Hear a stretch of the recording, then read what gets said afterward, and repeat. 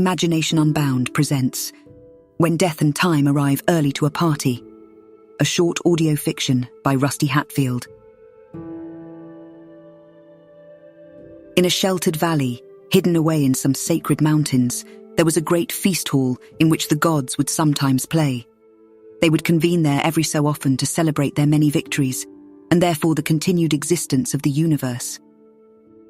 They were festive affairs with much revelry, where stories were shared, grievances set aside, and the gods played tawdry games of anthropomorphic personification. Time arrived quite early, as was her habit. Not being one for parties, she preferred to say her hellos and then slip out quietly once the drinking had started. She was followed shortly thereafter by Death, who always arrived whenever he chose and was often earlier than expected. Despite their many obvious disagreements, the two were friends and had been since the beginning. Time, being a gracious goddess and a good friend, would send Death tributes and gifts at regular intervals. She had done so for as long as anyone could remember. The flowers had been lovely, as were the gardeners, the old kings, and the young beggars. All her gifts had been chosen with care, but despite the flowers and gardeners and civilizations, or the letters of well wishes, Death, being the less gracious friend, would rarely reciprocate. This inequity did not bother Time in the slightest. She was always generous with her gifts, and they were given with the purest intention. She rarely expected anything in return, and had never been one to let the little things bother her. Truth be told, she just hoped that her gifts might bring the dour fellow some joy. Death had, admittedly, once harboured a bit of an infatuation with Time. This had been back in the early days, of course, before the whole scene really got started. There was something about Time that he could never quite touch, and as a god who is accustomed to getting what he wants, this only further drove his infatuation. However, eons of flirtation were ultimately for naught, and their relationship had settled into a comfortable friendship. At rare meetings such as this one, it was not uncommon for the pair to needle each other playfully with jokes or mock insults at the other's expense. All in good fun, of course. Death would mock Time for her frivolity, her impermanence and fickle nature. "It's just like you, Time," he would say. "First it was the wheel, and now sailing ships. Your interests and hobbies dazzle and confuse. How fickle you are. What's next? Mortals soaring through the sky like birds. You slide from one obsession to the next with such subtle ease, and with each the last is forgotten. Remember when reptiles were all the rage? Reptiles, reptiles, reptiles. It was all you ever talked about, and where are all those reptiles now? I wrapped them up and gave them as gifts to you, old friend, and I seem to recall you enjoying my reptiles then. Perhaps mortals should fly with the birds," she mused. "It would be marvellous to see, and at the very least it might hasten a few of them to your door.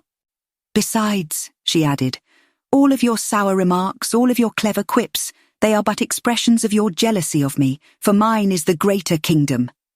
At that, Death scoffed, loudly, a truly terrifying sound that presently startled some of the other guests, who had only just begun to trickle in.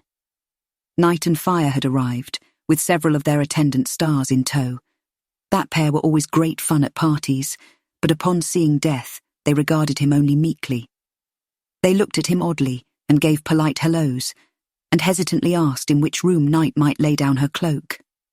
Death had seen that look before. Death was not great fun at parties, and the pair were clearly uneasy at seeing he'd arrived so soon. After Time had pointed the two in the right direction, Death continued. "Why would I be jealous?" he said. "You see how our friends regard me. Do you know why this is so?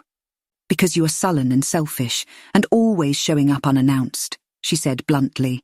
"And to be honest, you're just kind of depressing."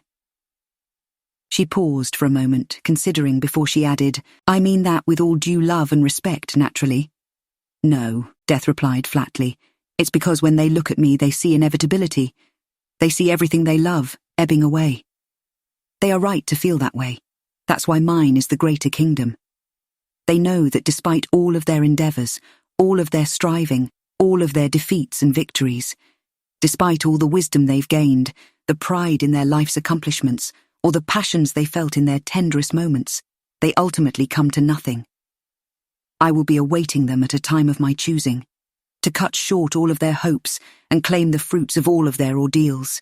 They will be mine, and everyone who knew them will be mine, as will all who knew them. turn by turn until a day comes that even the memory of them has died. Do you think gods are immune to this? Gods rise and fall with the mortals who speak their names, and may die with the nations that birthed them. But I am death, and I am God of every nation. Yes, Time affirmed slowly. That is what I said. Death sighed.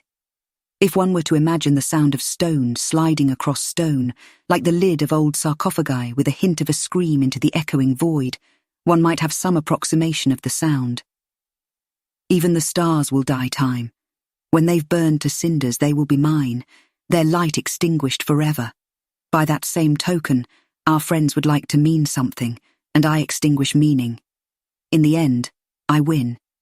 What greater god could there be than that? Well, someone certainly does have a high opinion of himself. Look, she continued, I've been around longer than just about anyone, and this has given me something you might call a unique perspective. You're not so frightening, Death. I've seen you give peace to the suffering and rest to the world worn and weary, and despite all of your self-indulgent musings of inevitability and eminence, meaning is something you can never extinguish. Abruptly, she turned her attention to a new guest, just now entering the hall. Music, you look lovely, dear. Time smiled wide and waved gingerly as music passed.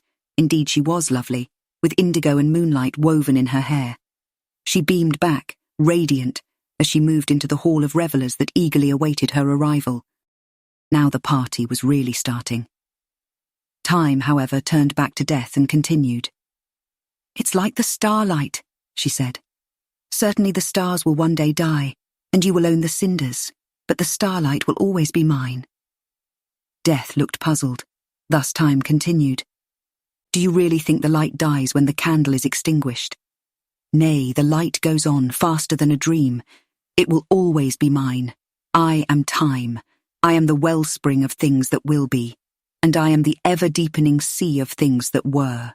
The stars existed, and they were beautiful.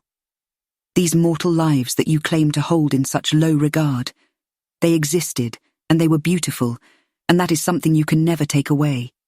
They continue in me, Death. That's why my kingdom is greater. They meant something, and thus they always will. You don't extinguish meaning, Death. You focus it. You give it urgency. You make the moments precious, and before you act all high and mighty, remember this. One day, long hence when you've accomplished your goal, and the stars have shone their last, when the last mortal has drawn their final breath, what will a god of death be then? You too will be a memory, passing into the sea of things that were. I will remember you fondly, Death, and you will be important. At hearing her words, Death found himself struck dumb, humbled, and lost in thought. He had never considered such things before, and the idea that one day he too might end freed him somehow. Time had given him many gifts, but none had moved him so.